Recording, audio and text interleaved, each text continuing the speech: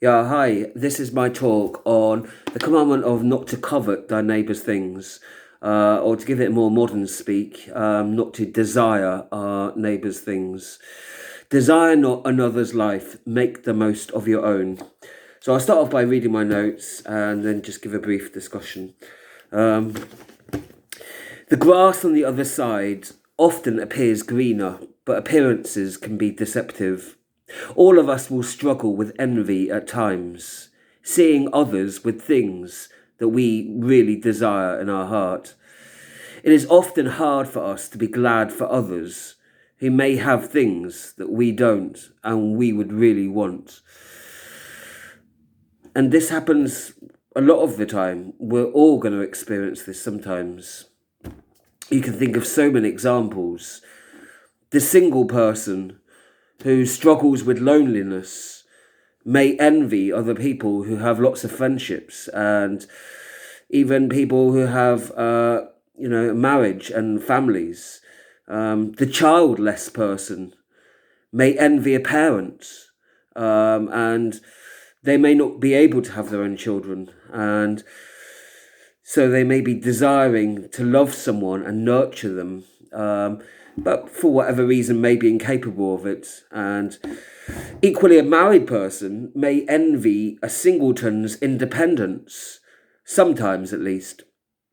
Or parents may envy a childless adult's freedom from responsibility, or so it would seem. But they probably don't envy the loneliness that would accompany that, I imagine. And I'm sure that nobody who's single and childless would probably envy all the tantrums and all the nappy changing and all the bad things that go on with being a parent as well. It's all too easy to look at the things that we don't have in life. We're all tempted to do this quite often.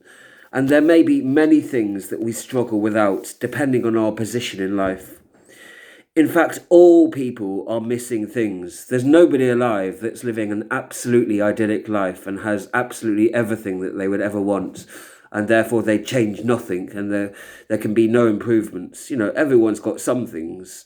Someone they're missing. And there are often many things that we're missing. You know, we're living, far from having a perfect life. None of us have perfect lives. The kind of things we miss may vary and are different. But the impact it has on us also can be quite different. But we all lack some things. Some people may lack friends or family. There are people that lack homes, of course, either living in temporary housing, other people's housing, sofa surfing, or even sleeping rough outside or squatting, and I'm sure that's a hardship. Like an illness, that's a hardship too, or disability. When you don't have something, perhaps it could be the ability to use your legs and that. And there's no doubt that's a trial and that's an awful test. And it's easy to look at other people who have got things rather than also consider the things that we have got practically in order to make best use of the things that we have, of course. But there are so many different things that we can lack, whether it is health, mental or physical health, even a part of our body, access to healthcare. Not everyone has the same equal opportunity to see a doctor or to buy medicine, or to buy the right kind of nutritional food or clean water or clothing or blankets or heating. Many things that are necessary to have a good standard of quality of life. Obviously, we would all desire to have a safe and secure shelter. I think it was Maslow, I think perhaps, in who defined these things that are absolutely necessary. There was sort of a hierarchy of needs that he had, and the things beyond those hierarchy were sort of all desires and wants. So it's quite natural to sort of want things that are necessary to the body to sustain itself healthily, like clean water and shelter, adequate heating. And I probably would add to that companionship. I don't think we're designed socially or mentally to live a life where we're isolated for too long a period.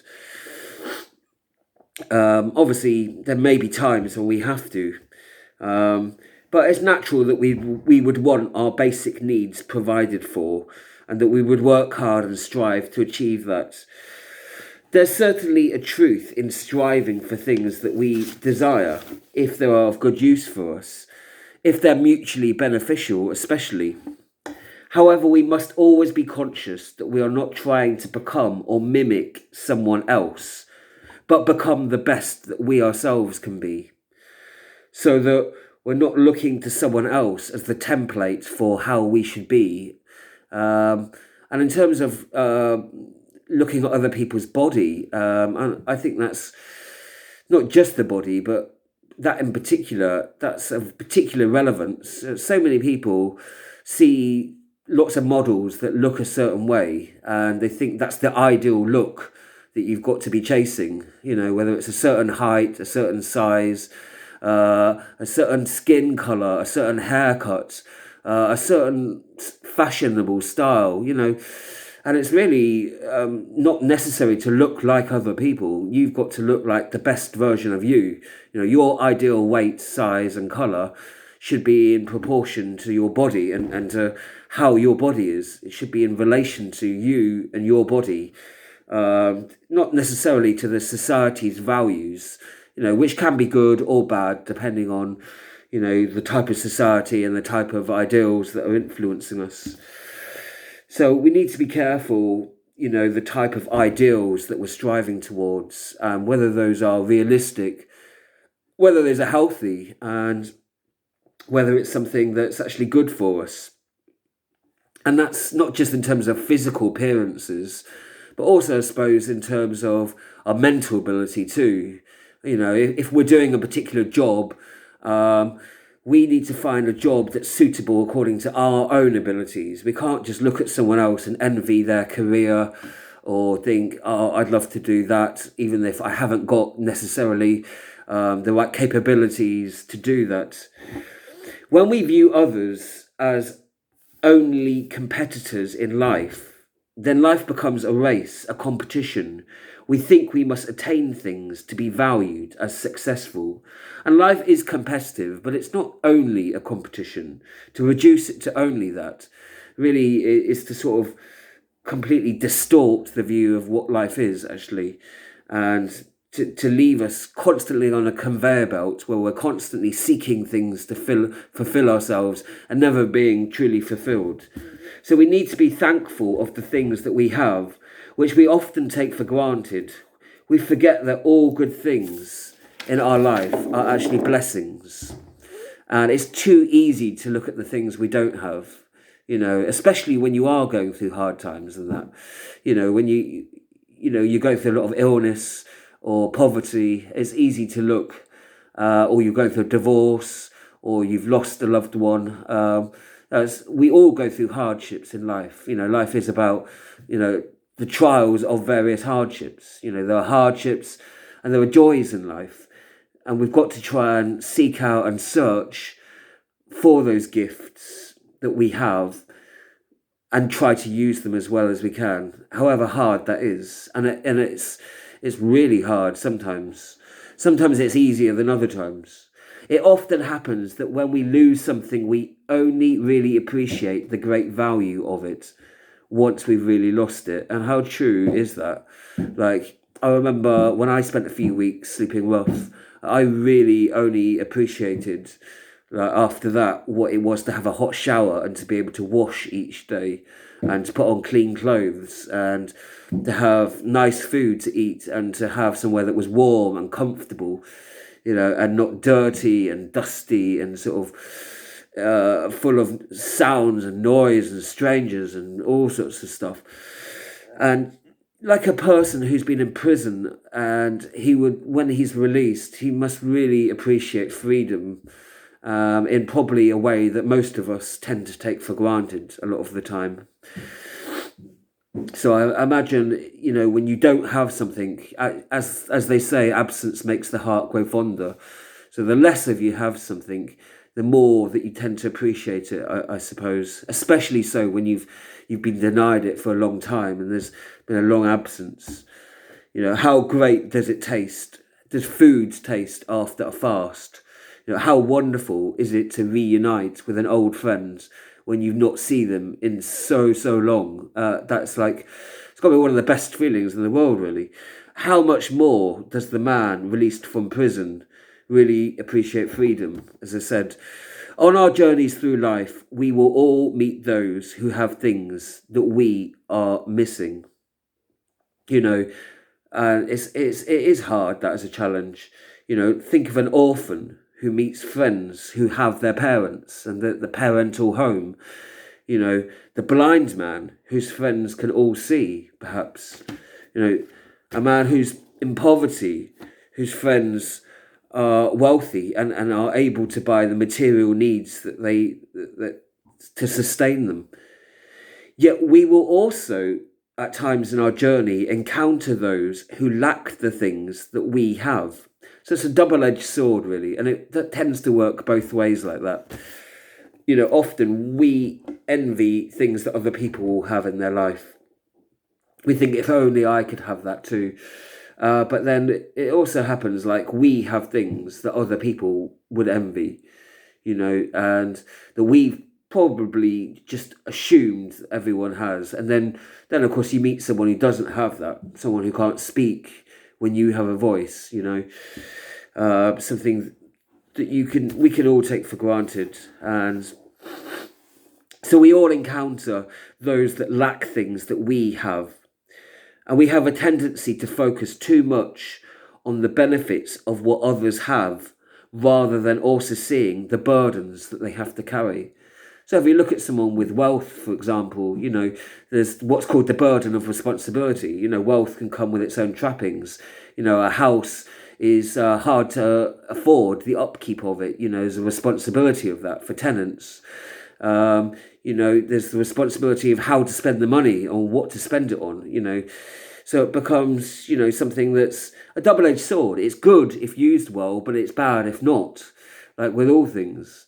You might look at somebody who's quite fit and able-bodied, but then again, you might say, well, they've got to do hard graft and it's going to, their body's going to be worked. You might well look at someone and say, oh, well, they're ill, they're at home and they're not doing anything. I'd love to spend my days at home reading and on the computer and things.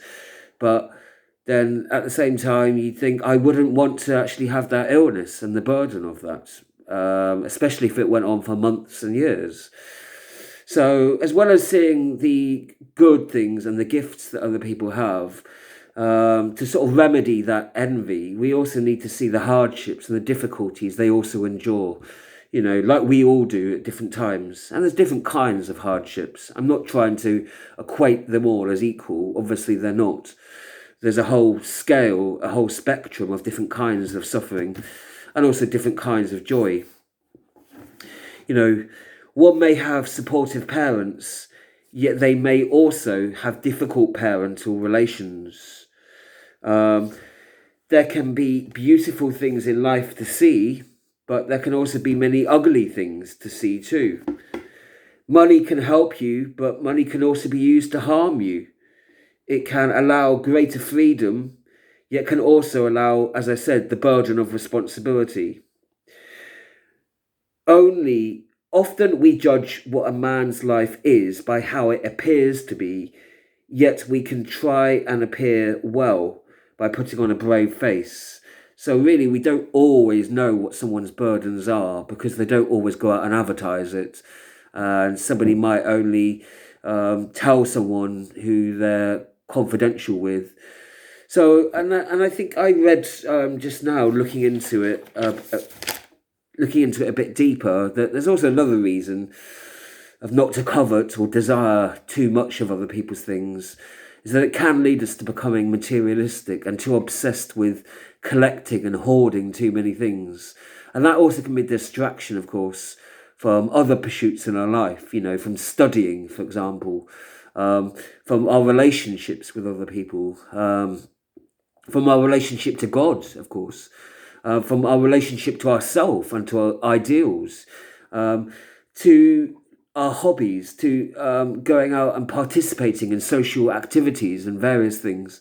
So, those material things can actually help support those things sometimes, but an obsession and an overwhelming desire to have those things can also undermine our abilities to function properly.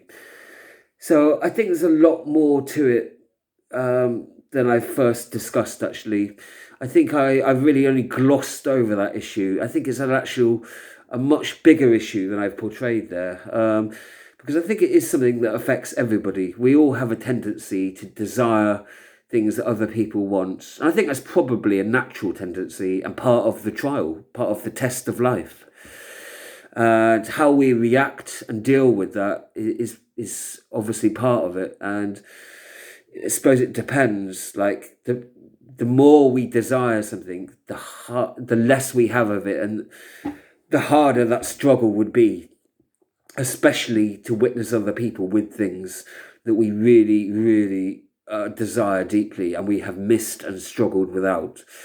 That's a real hardship, and that's when we really need the support of others. That's when we need to be strong. That's when we need to keep ourselves going. And to look to support from God, if you believe, I suppose. And I think knowing that other people go through similar struggles in our life, I think it's helpful to know, even if they're very different sometimes. There can be overlapping similarities. I'd be really interested to know what other people think of this issue and how we all struggle with envying other people's things. And I mean by things, all sorts: land, houses, money, people's bodies, right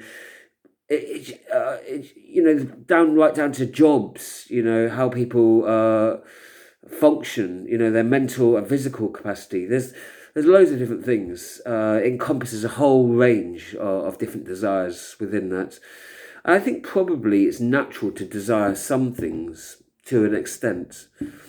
But I think there's definitely an area where it's not, and where it's definitely harmful to us and others if we sort of go after things and chase things and spend too much time doing that. So I think it's finding where that balance is, and how much we need to be sort of looking to better ourselves, and whether something does genuinely better us as well.